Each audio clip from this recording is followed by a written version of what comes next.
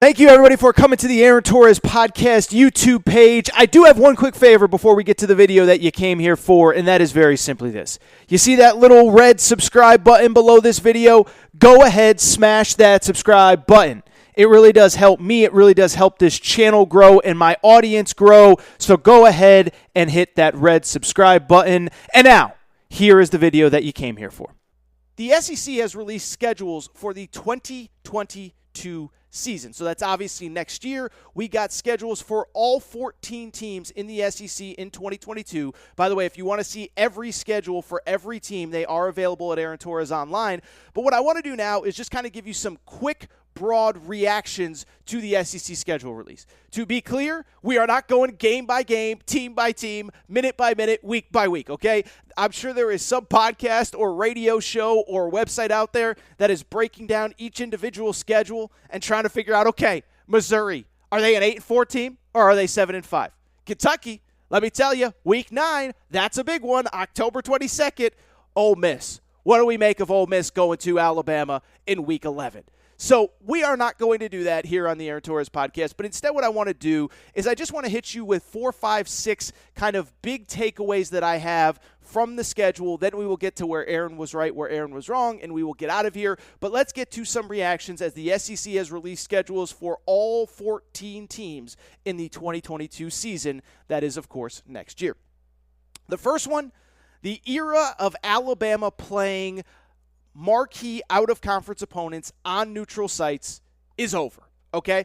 This has been a complaint in college football circles for years. People complain, oh, Alabama, they play all these teams, but they only play them on neutral sites. I think it's a bunch of baloney. If you play good teams, I don't care where you play them. I'm just happy that you're playing them. And to Alabama's credit, they have played some really good teams in the out-of-conference early in the season. This year it was Miami. Last year, there was obviously no out-of-conference game, but a few years ago, it was Florida State, and Florida State was a top 5 team at the time. They played Wisconsin in some years. They played USC in some years. They've played Michigan. They played Virginia Tech. They played West Virginia. So they have played some really good teams, but the big complaint has been they never go on the road. They never play true road games in the out-of-conference, and I think the complaint has come from a lot of different areas. One, it has come, I think, from the fan base. The own Alabama fan base actually wants more marquee home and homes because they want to get more good games at Bryant-Denny Stadium, those season ticket holders. And then on the flip side, they do want to go to some of those iconic college football venues that maybe they haven't seen Alabama play in yet. And so starting in 2022, Alabama is officially headed on the road. Week 2, they play at Texas. Now, the interesting subplot in this is that in theory, this could be a conference game in the SEC.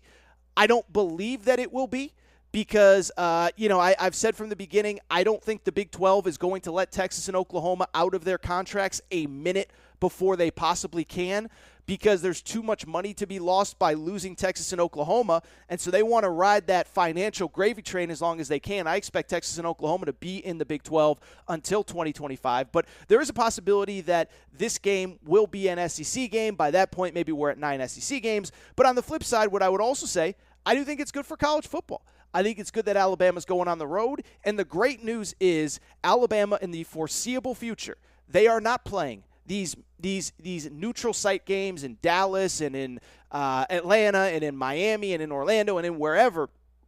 They're playing true road and home splits here, right? So first of all, in 2023, and I know we're starting to look a little bit ahead, they play Texas at home. So you get the home and home back-to-back year-to-year with Texas. Then in 2024, they play at Wisconsin. Wisconsin fans plan accordingly. 2025, they actually play at Florida State and Wisconsin at home. And starting 2025, and I know that's 4 years down the road, Alabama actually plays 2 Power 5 teams in the out-of-conference in addition to the SEC slate. So Alabama loading up, credit to them. Really fun game there. Obviously, I should mention, by the way, that will also be Sark versus Saban, so that's kind of interesting as far as that dynamic is concerned. But we will see if that ends up being an SEC game. But for now, Alabama, to their credit, playing at Texas in 2022. From there, some other marquee games in the out-of-conference. This one is on a neutral site. But Oregon. Georgia plays Oregon in week 1 in Atlanta, and this might end up being one of the games of the year because Georgia, we know that recruiting train ain't slowing down anytime soon. You could say many things about Kirby Smart, but one thing you cannot deny is that he is an elite recruiter. Now, some SEC fan bases would say how he recruits is a different question, but that's another conversation for another day. But Georgia's going to be really talented. Now, I still think 2021 is their national championship window. I think Kirby Smart knows that. I think he has put together his team with that in mind. But 2022, they do open at Oregon. And I would also say with Oregon, Kayvon Thibodeau is going to be gone. I don't expect them to slow down. Mario Cristobal, another former Alabama assistant, he has taken that Alabama recruiting blueprint to the West Coast. I don't believe he's interested in USC. I don't believe he's leaving for USC. I believe he will be at Oregon next year. The only job I could actually see Mario Cristobal leaving for is the University of Miami, where he played in the late 80s under, I believe, Jimmy Johnson and Dennis Erickson.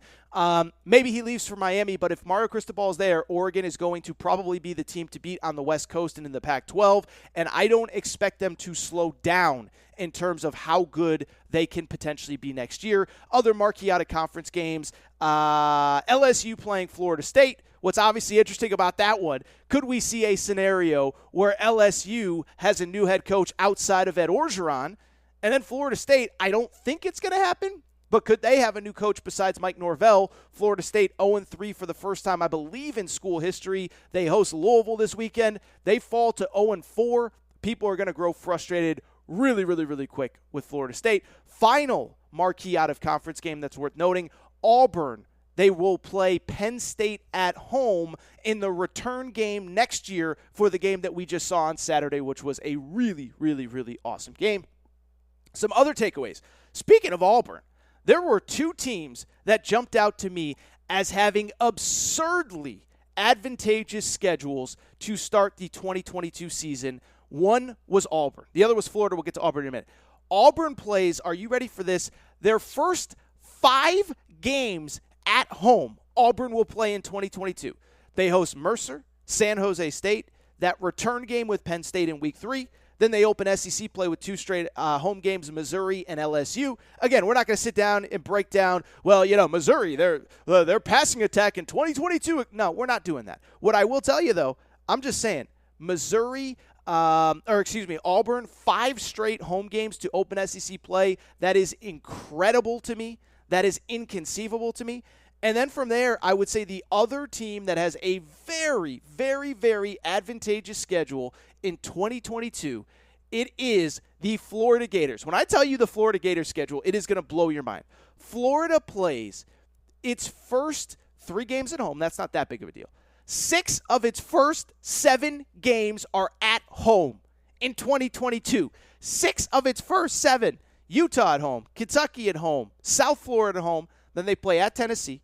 Then Eastern Washington, Missouri, LSU.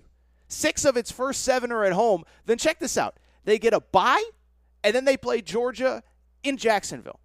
And so of their first, 8 games, they play 1 outside of the state of Florida and 1 true road game, which means in September and October, they play 1 game outside of the state of Florida.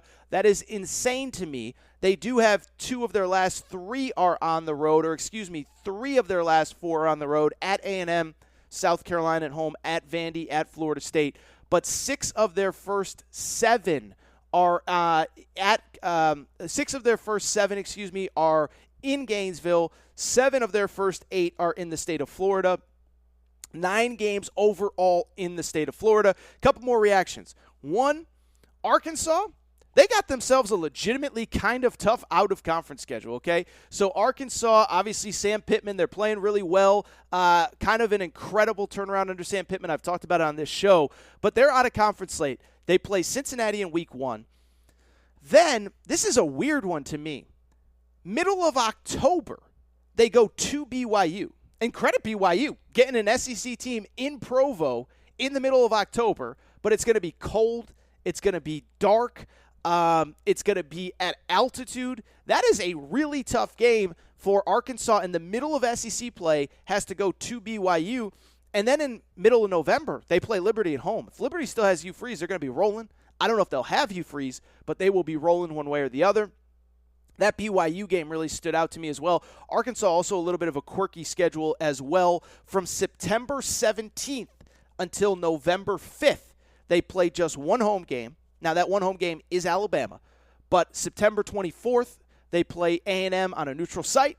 Then they play Alabama at home. Then they play at Mississippi State, at BYU, bye at Auburn. So from September 17th to November 5th, just one home game. That's a span of, 8 weeks, 7 weeks, something like that. Only other thing that I really saw that kind of piqued my interest, doesn't it always feel like Tennessee gets the short end of the stick with scheduling? And part of it is because they have that yearly rivalry game with Alabama.